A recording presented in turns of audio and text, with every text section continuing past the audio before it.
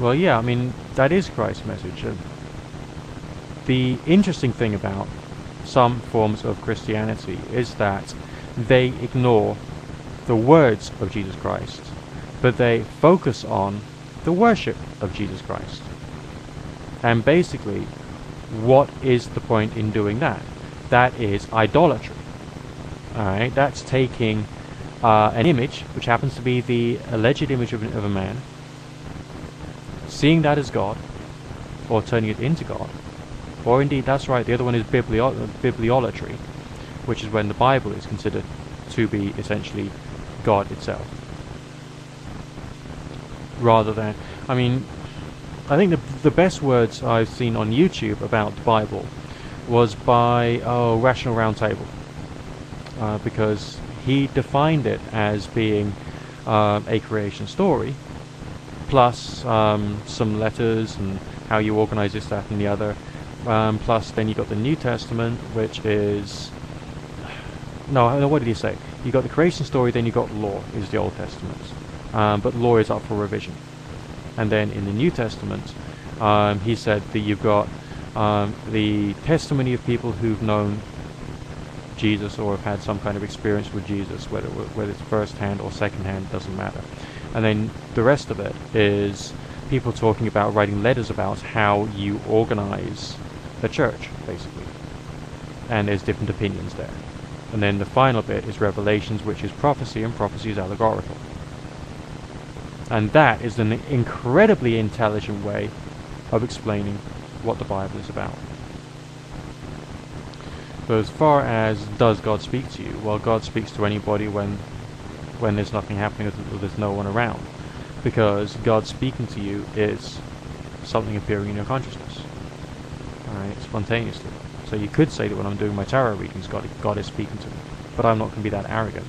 And also I don't want to deceive people into saying that I am divine. I am the guy behind the curtains behind all the smoke and mirrors. I am the one who's in charge of the universe and all the rest of it. I don't want to do that. People mean different things by the way. Well, yeah, that's right. That's right. People do. People often use the word God just to mean fate, or karma, or something else. And so, do I have fear of God? I do worshipful things because it does me good. I do reverent, prayerful things because it does me good. And it creates an altered state of consciousness if I do it enough, and I feel a change, and I can experience that change, and the change is good. And I can use that therapeutically. Because I'm a human being, we're all subject to forms of stress, be it psychological, financial, social, family, political, career-wise. There's lots of ways in which we experience stress. And therefore it's worthwhile incorporating something into your life which provides you with some form of therapeutic benefit. Now, whether this is dramatic, whether this is theatrical, whether this is neuro-linguistic programming or hypnosis, the bottom line is, who in the name of fuck gives a shit? Literally, who cares? And if someone does care, are they really thinking? Well,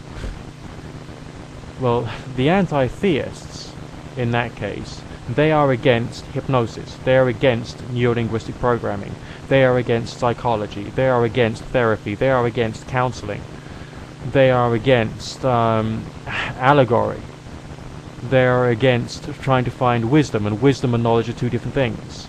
These anti-theists are against everything which assists human beings in being human. And if that's...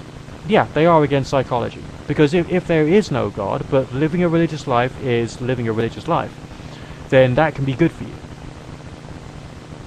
Okay, so it could be purely therapeutic. If it is purely therapeutic, then it is just psychology. And that is a good thing. And so, for you to be anti-theist is for you to be anti-psychology put into action. And that is essentially a very bad thing indeed.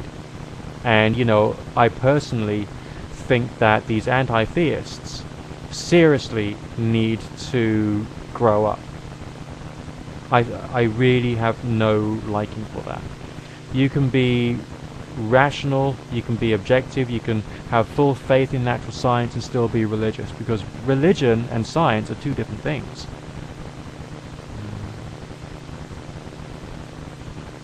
Well, yeah, if you... okay, let's say hypothetically, just hypothetically, let's say God does not exist. Just hypothetically. Alright?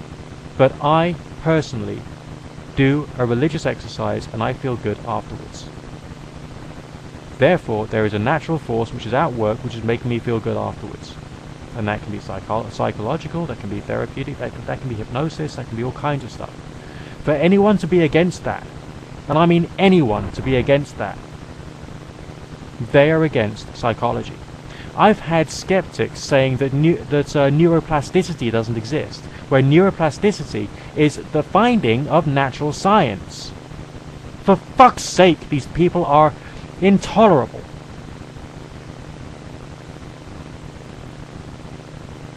Well, if you're going against dogma, that's a good thing.